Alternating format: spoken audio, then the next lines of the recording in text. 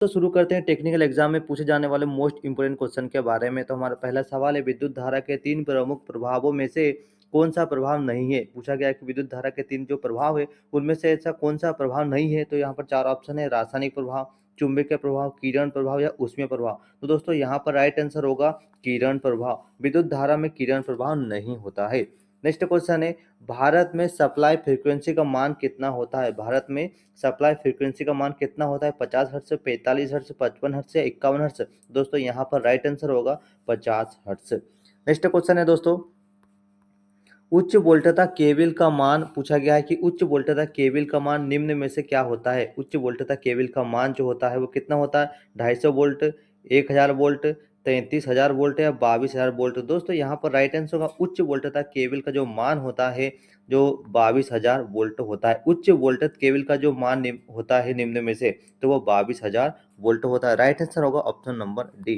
Next question है दोस्तों, कार्य करने की दर को क्या कहते हैं। कार्य करने की दर को क्या कहते हैं, शक्ति, बल, ऊर्जा या टार्क। तो यहाँ राइट आंसर होगा कार्य करने की दर को शक्ति कहते हैं। अगर यहाँ पूछा जाता है कि कार्य करने की क्षमता को क्या कहते हैं, तो कार्य करने की जो क्षमता को क्या कहते हैं, ऊर्जा कहते हैं। लेकिन यहाँ पूछा गया है कार्य करने की दर को क्या कहते हैं, तो कार्य करने की दर को शक्ति कहते हैं, इसे पी से व्यक्त करते हैं। नेक्स्ट क्वेश्चन है, गतिज प्रेरित विद्युत वाहक बल का सूत्र क्या है। गतिज प्रेरित विद्युत वाहक बल का सूत्र क्या है, तो यहाँ राइट आंसर होगा VLB इंटू साइन थीटा। यहाँ पर क्या होगा, साइन थीटा। गतिज प्रेरित विद्युत वाहक बल का दोस्तों ये सूत्र है option number C, VLB into sine theta. Next question है, वोल्टेज सेल किस प्रकार की सेल होती है। जो वोल्टेज सेल होती है वह किस प्रकार की सेल होती है, तो वोल्टेज सेल, प्राथमिक सेल, द्वितीयक सेल, शुष्क सेल या क्षारीय सेल। तो दोस्तों याद रखना, वोल्टेज जो सेल होता है उसका जो वो सेल जो होती है वह प्राथमिक सेल होती है जिसका विद्युत वाहक बल 1.1 वोल्ट होता है, ये भी याद रखना। तो वोल्टेज जो सेल होती है दोस्तों वह प्राथमिक सेल होती है। अच्छा दोस्तों, प्राथमिक सेल को हम एक बार यूज कर सकते हैं और सेकेंडरी जितने प्रकार की सेल होती है उसे हम डबल यूज कर सकते हैं। तो यहाँ इस प्रकार से ध्यान रखना कि प्राथमिक सेल को एक बार यूज कर सकते हैं और सेकेंडरी सेल को दोबारा हम यूज कर सकते हैं। तो यहाँ पर जो वोल्टेज सेल है वह एक प्राथमिक सेल है।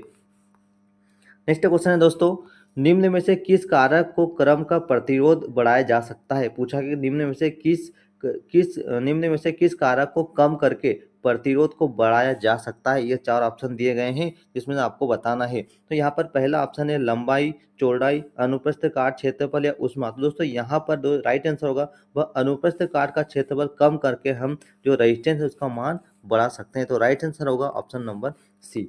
नेक्स्ट क्वेश्चन है, 250 वाट और 250 वोल्ट वाले लैंप का प्रतिरोध कितना होगा। 25 ओम, 1 ओम, 250 ओम या 625 ओम। तो दोस्तों यहाँ पर प्रतिरोध का सूत्र R equal to V square upon P. तो यहाँ पर वी स्क्वायर जो है वो 250 वोल्ट गुना 250 वोल्ट बटे बटे 250। तो यहाँ पर 250 से 250 कट जाएगा तो राइट आंसर होगा 250 ओम। यहाँ पर राइट आंसर होगा 250 ओम, क्योंकि R इक्वल टू हम प्रतिरोध माप रहे हैं। तो R equal to V square upon P. तो पी यानी कि शक्ति या वाट और भी वोल्टेज। तो 250 गुना 250 बटे 250। तो 250 कट जाएगा तो राइट आंसर होगा 250 वोल्ट प्रतिरोध, सॉरी। नेक्स्ट क्वेश्चन है, परमियंस का मात्रक क्या है। परमियंस का मात्रक क्या है, चार ऑप्शन है, आपको बताना है परमियंस का मात्रक है। हर एग्जाम में हर बार पूछा जाता है। तो परमियंस का जो मात्रक है दोस्तों वह है एम्पियर, एम्पियर टर्न प्रति वेबर। यहाँ पर राइट आंसर होगा एम्पियर टर्न प्रति वेबर परमियंस का यहाँ पर मात्रक होगा। नेक्स्ट क्वेश्चन है दोस्तों, 1.1 किलो ओम और 10% मान वाले प्रतिरोध का मान क्या होगा। तो यहाँ पर राइट आंसर होगा दोस्तों भूरा भूरा, लाल और चांदनी। दोस्तों जो चांदनी का जो परसेंटेज होता है वह 10% होता है। नेक्स्ट क्वेश्चन है, नियत मान वायर बाउंड प्रतिरोध बनाए जाते हैं। नियत मान वायर बाउंड प्रतिरोध बनाए जाते हैं 1 से 50 ओम, 0.1 ओम से 50 किलो ओम, 1 से 50 किलो ओम या 0.1 से 50 ओम। तो दोस्तों यहाँ राइट आंसर होगा नियत मान जो वायर बाउंड प्रतिरोध होता है वह 0.1 ओम से 50 किलो ओम तक बनाए जाते हैं। नेक्स्ट क्वेश्चन है, एक 10 ओम का प्रतिरोध यदि 5 ओम के समांतर में जुड़ा है तो कुल प्रतिरोध का मान कितना होगा। 10 ओम का जो प्रतिरोध है यदि 5 ओम के समांतर में जुड़ा है तो प्रतिरोध का मान क्या होगा। तो दोस्तों यहाँ पर राइट आंसर होगा 3.33 ओम। राइट आंसर होगा 3.33 ओम। नेक्स्ट क्वेश्चन है, डिस्चार्ज के पश्चात लेड एसिड सेल की धनात्मक प्लेट का रंग कैसा हो जाता है? अगर बैटरी है और वो डिस्चार्ज हो जाती है तो उसकी जो धनात्मक प्लेट का जो रंग होता है वह किस प्रकार का हो जाता है? सफ़ेद, भूरा, सलेटी या चॉकलेटी? दोस्तों यहाँ पर जो राइट आंसर होगा वो हो जाता है सलेटी। राइट आंसर होगा सलेटी हो जाता है। जब बैटरी डिस्चार्ज हो जाती है तो धनात्मक प्लेट का जो रंग होता है वह सलेटी हो जाता है। नेक्स्ट क्वेश्चन है, निम्न में से ताप गुणांक का प्रतीक है, निम्न में से ताप गुणांक का प्रतीक है अल्फा, ए, म्यू या सिग्मा? तो दोस्तों यहाँ राइट आंसर होगा निम्न में से ताप गुणांक का जो प्रतीक है वो होता है अल्फा। अल्फा को ताप गुणांक से प्रदर्शित करते हैं। नेक्स्ट क्वेश्चन है दोस्तों, चुंबकन तीव्रता का मात्रक क्या है? पूछा गया है कि चुंबकन तीव्रता का मात्रक क्या है? वेबर प्रति मीटर, न्यूटन प्रति वेबर या वेबर प्रति एम्पीयर टर्न मीटर या वेबर प्रति मीटर स्क्वायर? तो दोस्तों यहाँ राइट आंसर होगा चुंबकन तीव्रता का जो मात्रक है वो वेबर प्रति एम्पीयर टर्न मीटर। याद रखना चुंबकन तीव्रता का मात्रक है वेबर प्रति ampere turn metre. Next question है, एक जूल किसके बराबर होता है? एक जूल जो है वो किसके बराबर होता है? एक न्यूटन के, एक वाट के, एक न्यूटन मीटर के, एक वाट प्रति सेकंड के। तो एक जूल बराबर एक न्यूटन मीटर होता है। एक जूल बराबर एक न्यूटन मीटर होता है। नेक्स्ट क्वेश्चन है, निम्न में से स्थायी चुंबक बनाने के लिए कौन सा पदार्थ उपयोग किया जाता है? स्थायी चुंबक बनाने के लिए पहला है तांबा, म्यूमेटल, परमेला या एल्निको? तो याद रखना स्थायी चुंबक बनाने के लिए एल्निको धातु का प्रयोग किया जाता है। यहाँ पर राइट आंसर होगा ऑप्शन नंबर डी, एल्निको।